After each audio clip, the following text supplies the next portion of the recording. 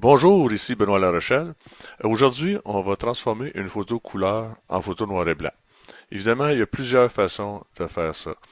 On va prendre aujourd'hui ma façon préférée, en fait, qui est d'utiliser Silver FX Pro 2.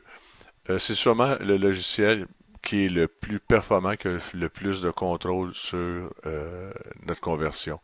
On pourrait faire ça aussi directement dans Lightroom ou dans Photoshop avec moins de facilité de réglage, si on veut. Donc, je vais partir avec une photo couleur où on a du rouge, on a du vert, on a du bleu pour vous démontrer l'utilisation des filtres, entre autres. Donc, une photo qui est relativement simple. Ce qu'on va faire, on va l'amener dans SilverFX Pro, première chose. Donc, modifier dans SilverFX Pro.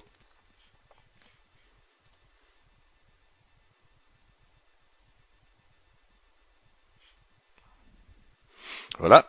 Une fois dans SilverFX Pro, on pourrait aussi directement utiliser un des pré-réglages qu'on trouve à la gauche. Là. Il y en a plusieurs qui font des effets différents, de neutre à des effets complètement, là, si on regarde à la fin, des effets vintage, comme ça.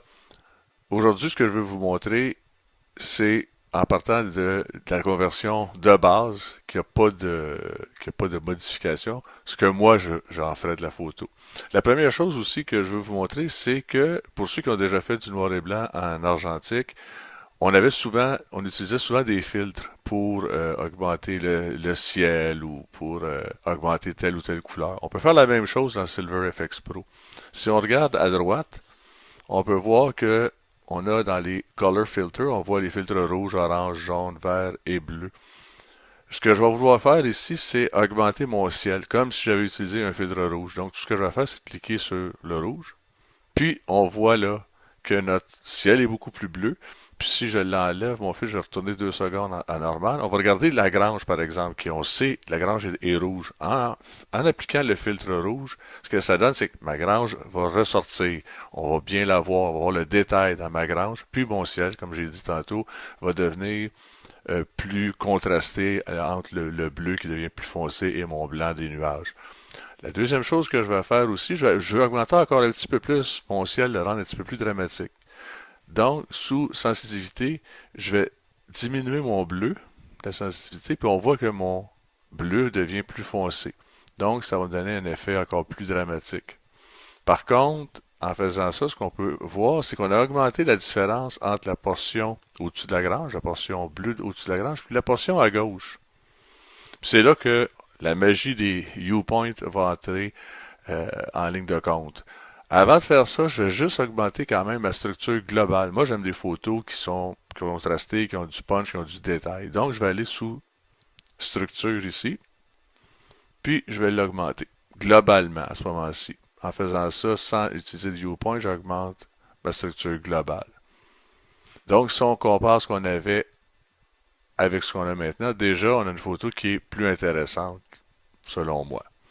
Maintenant, ce qu'on veut faire, ma partie gauche, je voudrais la mettre un petit peu plus semblable à ma partie au-dessus de la grange. Donc, je vais utiliser un control point. Je vais le mettre ici dans mon ciel bleu. Je vais m'assurer de couvrir toute ma zone. Et je vais diminuer ici la brillance. Un petit peu. Pas trop non plus parce que nativement ou naturellement, je devrais dire, c'est normal que cette zone-là soit plus pâle un petit peu, donc on va la laisser quand même un peu plus pâle. L'autre changement que je veux faire, c'est de venir déboucher ici, dans mes herbages, donner un coup de flash à mon bosquet. Donc, encore là, je vais placer un viewpoint, puis cette fois-ci, je vais augmenter la brillance pour aller chercher du détail, sans non plus l'égaliser avec les hautes lumières, seulement avec simuler un coup de flash finalement. Puis je vais duplicater mon viewpoint pour faire la même chose dans la zone ici. Donc, bon, on peut continuer à jouer avec ces petits ajustements-là, en mettre un petit peu plus, peut-être mettre nos branches ici, les mettre un petit peu plus foncées, un petit peu plus claires, dépendamment de nos goûts, mais Grosso modo, c'est pour vous montrer comment, quand on fait une transformation de couleur en noir et blanc, comment faire des ajustements de base. Tout ça, évidemment, c'est selon votre goût personnel. Il n'y a pas vraiment de normes, il n'y a pas de façon de faire, il n'y a pas la recette. Il faut que ça vous plaise à vous. Donc, si on compare ce qu'on avait au début à ce qu'on a maintenant, ben, c'est ça. Ça donne une photo à mon goût à moi qui est beaucoup supérieure. Alors, je vous remercie d'avoir regardé cette vidéo et à la prochaine.